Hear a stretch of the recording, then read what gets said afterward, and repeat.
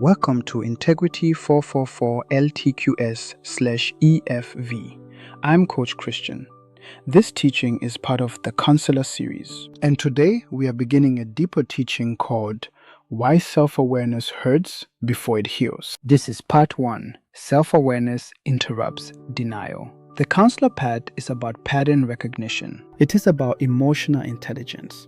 It is about naming what keeps happening without collapsing into shame. Because many people are not stuck because they are unintelligent.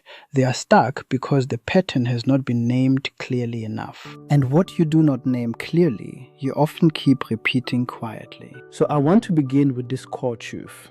Self-awareness hurts before it heals because it interrupts denial. Self-awareness hurts before it heals because it interrupts denial. Section 1.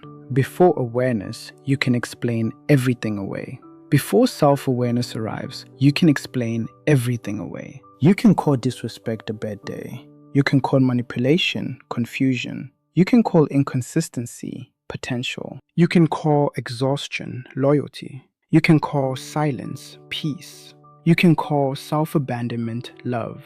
You can call chaos passion. You can call over-explaining communication. You can call repetition coincidence. And you can call the pattern complicated because naming it clearly would require a decision. That is why awareness can feel painful. Awareness does not just show you what someone else did. Awareness also shows you what you participated in, tolerated, excused, minimized, normalized, or delayed. And that part can hurt because now you are not only looking at the other person, you are also looking at your own relationship with truth. You begin to ask, why did I ignore my body? Why did I keep explaining? Why did I call the pattern a misunderstanding? Why did I stay loyal to something that kept draining me? Why did I keep waiting for potential to become evidence? Why did I keep choosing peace at the expense of truth? Those are not easy questions, but they are necessary questions because self-awareness is not punishment. Self-awareness is the doorway. Section 2. Denial is not always stupidity. Now let me be very precise. Denial is not always stupidity. Sometimes denial was survival.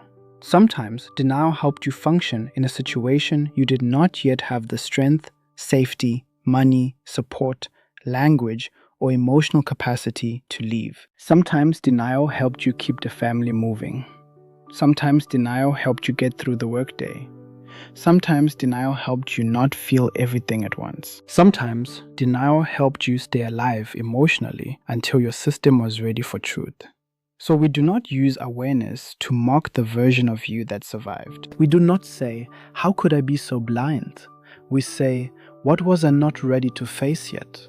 We say, what was denial protecting me from at that time? We say, what truth is maturity asking me to face now? That is a very different energy because shame attacks the self, but awareness, when handled with wisdom, matures the self. Denial may have helped you survive, but denial cannot lead your future. At some point, what denial helped you avoid, maturity asks you to face. And that is where the pain begins. Not because awareness is harming you, but because truth is entering a place where avoidance used to live. Section 3. Awareness can feel like grief. Self-awareness can feel like grief because you are not only grieving what happened, you may also be grieving what you hoped was true. You may be grieving the version of the relationship you wanted to believe in. You may be grieving the version of the person you kept defending. You may be grieving the years you spent explaining. You may be grieving the part of yourself that kept shrinking to keep peace. You may be grieving the innocence of believing that if you loved harder, explained better, stayed calmer, or gave more, the pattern would change. That grief is real. But grief is not failure. Sometimes grief is what happens when fantasy leaves and truth finally has room to speak. Self-awareness hurts because it removes the story that helped you cope, but it also gives you the clarity needed to mature. So when awareness hurts, do not immediately assume something is wrong with you. Ask, what illusion is leaving? What truth is arriving? What pattern is becoming clear? What decision is now being required? That is the counselor path.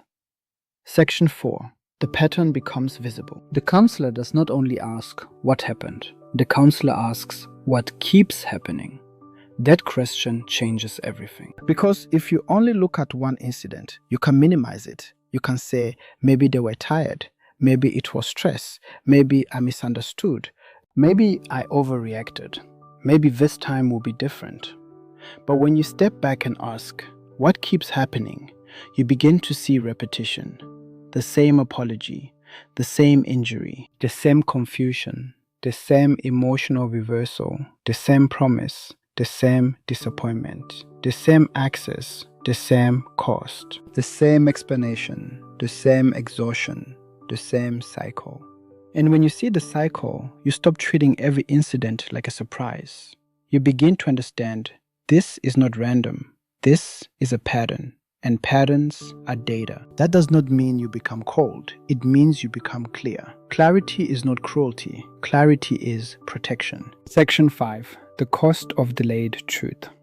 The reason self-awareness hurts is because it reveals the cost of delayed truth. You may realize, I have been carrying pressure that truth could have relieved. I have been explaining what should have been respected. I have been protecting an image that was costing my nervous system. I have been calling exhaustion loyalty. I have been calling silence peace. I have been calling self-abandonment love. I have been giving access without responsibility. That realization can hurt, but it is also where freedom begins. Because once truth is named, the pattern loses some of its power. Not all at once, but it begins. A pattern thrives in confusion. A pattern thrives in minimization. A pattern thrives when you keep saying, maybe it is not that serious.